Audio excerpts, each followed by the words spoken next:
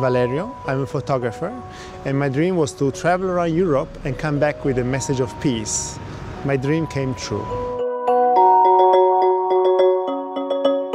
Every summer I take 1 or 2 months and I travel around Europe.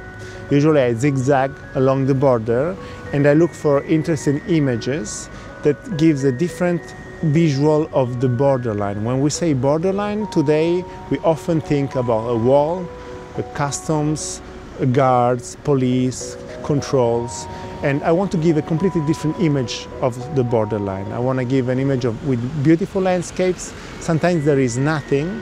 Sometimes there is an interesting story to tell, as if in this village here in Bar-le-Nassau, which is a village that is split many times between Holland and Belgium. So here we are in this street. At the moment I'm in Belgium, and just a few steps and now I'm in the Netherlands. You can also see it there.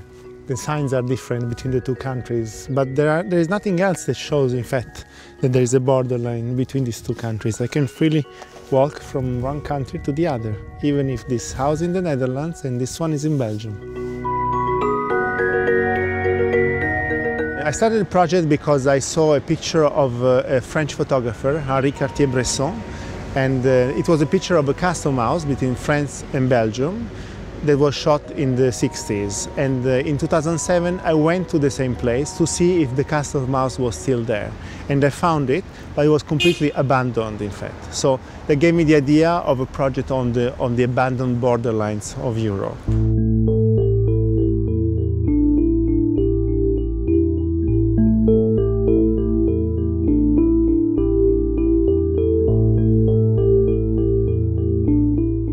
So Europe is a continent with many countries, so it's very common to travel from one country to the other. And I remember as a kid the very long lines that we had to do at the custom houses, for instance, between Italy and Switzerland or Italy and France.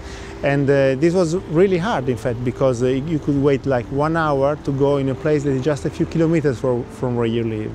So I really remember well that period. In fact, things have changed a lot since the Schengen Agreement, because as an Italian, I'm not considered anymore a stranger in France, for instance. I'm considered a European. And so there is a complete shift in the perception that people have.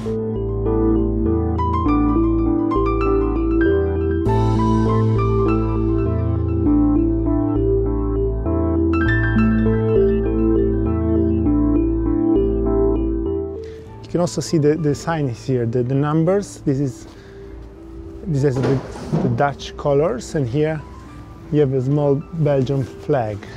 This project made me understand also, and made me think about what is the other for us. You know, it made me understand that we consider strangers some people, but this barrier, in fact, is just in our mind. This is not only true for Europe, in fact, it's true all over the world.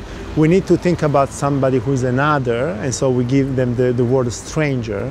But in fact, what we did in Europe made me understand that it's just artificial. I was a stranger before in France, and now I'm not anymore. But in fact, I'm the same person.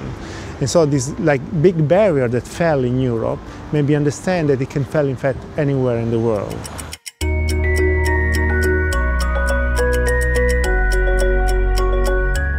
I think that this refugee crisis that we have at the moment is a very important thing. I think we have to learn from history about the fact that creating a wall has never been a solution in the past, and is not going to be a solution in the future. We live in a global world, and we have to accept that. We cannot just close ourselves in a fortress. In fact, this probably solves the problem in the short term, but creates a bigger problem in the long term.